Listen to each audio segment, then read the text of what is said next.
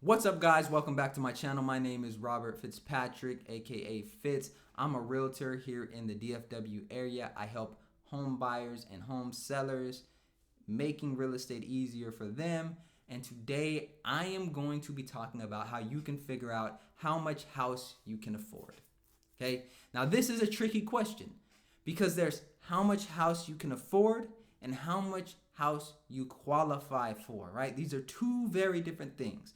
How much house you qualify for is I went to a bank and they've pre-approved me for $300,000 and I have the down payment and I have the closing cost money. I'm pre-approved. I can get a $300,000 property at 3% down. That's what you qualify for, right? Now, what you can afford is very different. What you can afford will be based on your budget. It's not based, because here's the thing, right?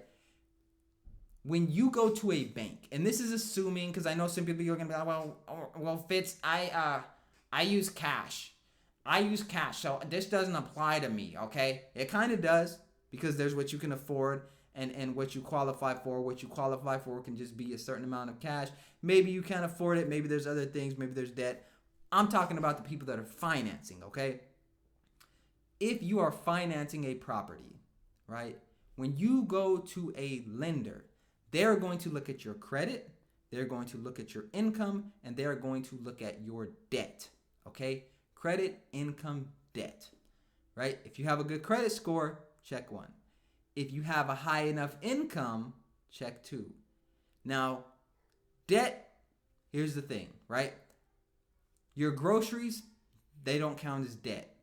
Your insurance bill, that gets added into your mortgage, a lot of times into your escrow. Okay, but that Beyonce concert you're gonna go to, that doesn't get counted in.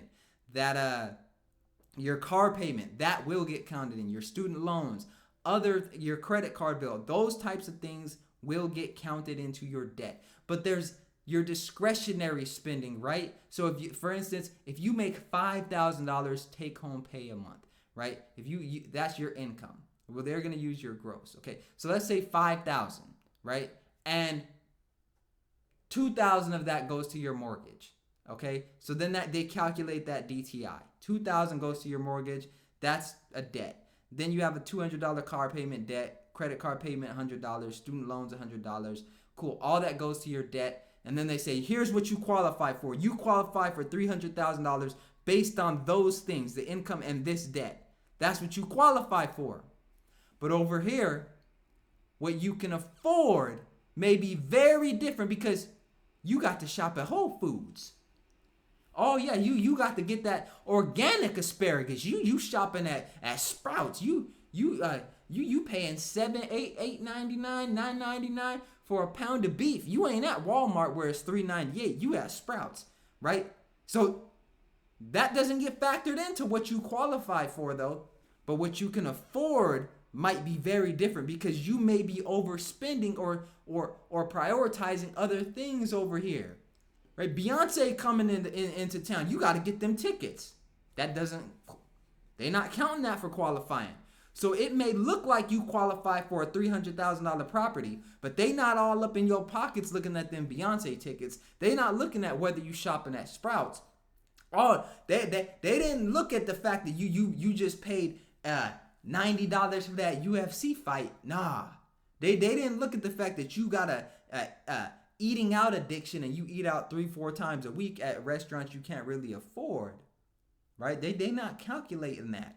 So that's why you need to understand the difference between what you qualify for, meaning what the bank is looking at, and what your own personal budget will allow. And that leads me to this, okay? The way you really understand how much money and how much house you can afford, right, is creating a budget and basing your purchasing of a property off of that budget.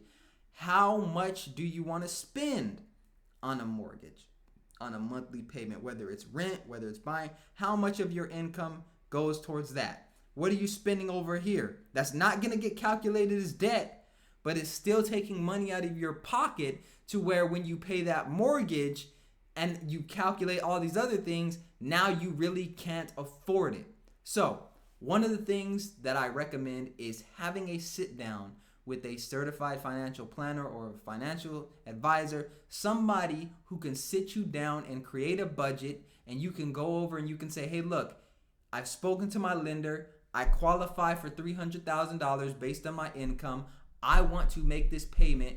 What do I have to do? What kind of budget do I have to have in order to make this happen so that I have X amount of money, 500,000, whatever is left over every month for this, or so that I want to allocate money towards these different things. How can I put that in place?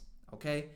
If you are not tech savvy enough to use one of these mortgage calculators, or you need a recommendation for a certified financial planner, listen, I got you. I will put my information in the description. Make sure you reach out. You can email me at robert.a.fitzpatrick@exprealty.com.